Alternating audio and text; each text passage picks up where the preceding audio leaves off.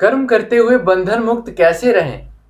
इसका बड़ा ही सहज तरीका है यह कि तुम कर्म फल में आसक्ति मत रखो। क्या इच्छा करने से मनुष्य को फल की प्राप्ति होती है? नहीं, क्योंकि फल तो प्रारब्ध के हाथ में है। और जो भी मनुष्य फल प्राप्ति की इच्छा करता है, उसका मन फल के बारे में सोचकर अपने कर्म और कर्तव्य से विचलित हो जाता है और उसे वो फल प्राप्त नहीं होता जिसकी उसने इच्छा की थी। मनुष्य केवल कर्म कर सकता है, फल कदापि मनुष्य के अधीन नहीं है। प्राणी के अपने कर्म ही उसका प्रारब्ध बनाते हैं। प्राणी जैसे कर्म करेगा उसका वैसा ही फल पाएगा। अच्छे कर्म करेगा तो अच्छा फल मिलेगा और बुरे कर्म करेगा तो बुरा फल पाएगा। यही जो प्राणी के अच्छे बुरे कर्मों के अच्छे बुरे फल का हिसाब है, इसी को प्रारब्ध कहते हैं। अपने पुण्य कर्मों के फल स्वरूप सुख और अपने पाप कर्मों के फल स्वरूप दुख प्राणी को इसी जन्म में या अगले जन्म में भोगना ही पड़ता है। वो टल नहीं सकता।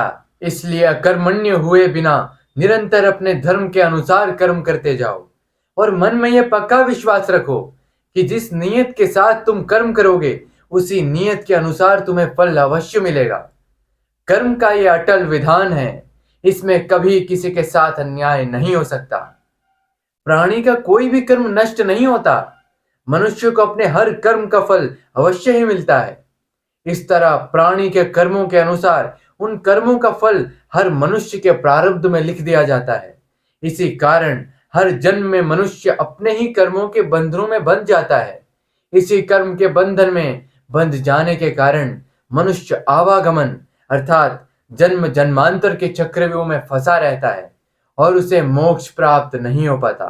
मनुष्य अपने एक जन्म में जो कर्म करता है, उन कर्मों के पाप और पुण्य दोनों ही होते हैं। कभी पाप अधिक होते हैं तो कभी पुण्य। दोनों का दुख सुख भोगते हुए मनुष्य अपने नए जीवन में जो कर्म करता है, उनका हिसाब पाप पुण्य के खाते में नए सिरे से लिख दिया जाता है। इस तरह इन नए कर्मों को भोगने के लिए एक और नया जन्म लेता है और जन्म जन्मांतर का यह सिलसिला लगातार चलता रहता है और मनुष्य की आत्मा का अपने परमात्मा से मिलन नहीं होता, जिसे मोक्ष कहते हैं। कोई भी मनुष्य अकर्मण्य नहीं हो सकता। कर्म तो उसे हर स्थिति में करना ही पड़ता है। सन्यासी भी कर्मों का त्याग नहीं करते, ना ही कर सकते हैं। सन्यासी भी कर्म करते हैं।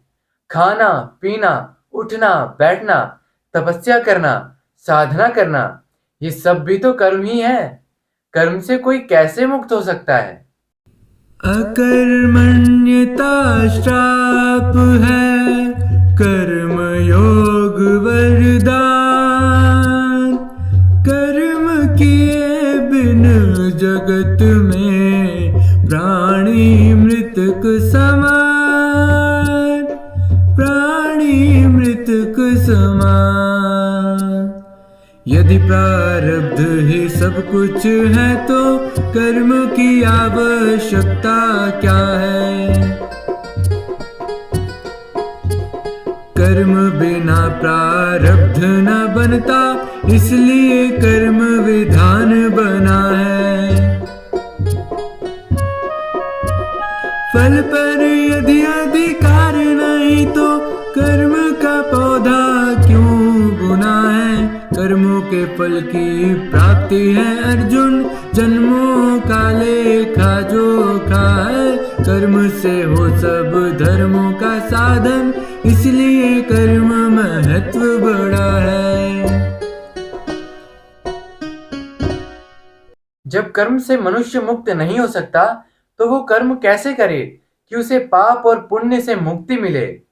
इसका तरीका यह है कि मनुष्य फल की इच्छा त्याग कर कर्म को अपना धर्म समझकर करे। फल उसे अवश्य मिलेगा, परंतु इस फल को वो विधान की इच्छा समझकर स्वीकार करे।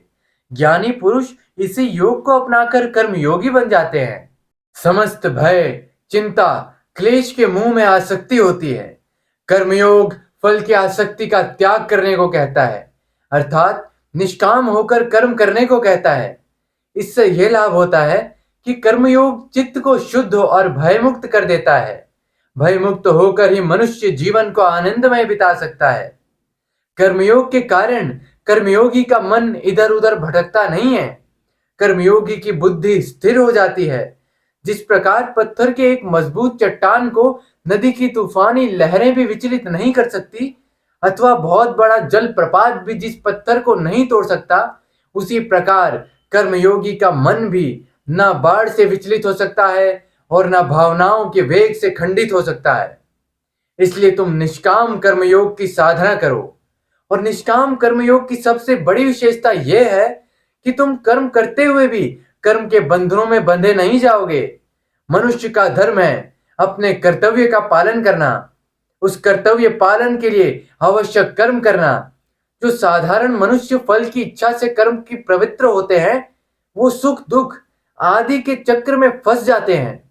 उनकी मना शांति नष्ट हो जाती है। हर पल हर समय फल प्राप्ति के विचार से उनकी निद्रा उड़ जाती है।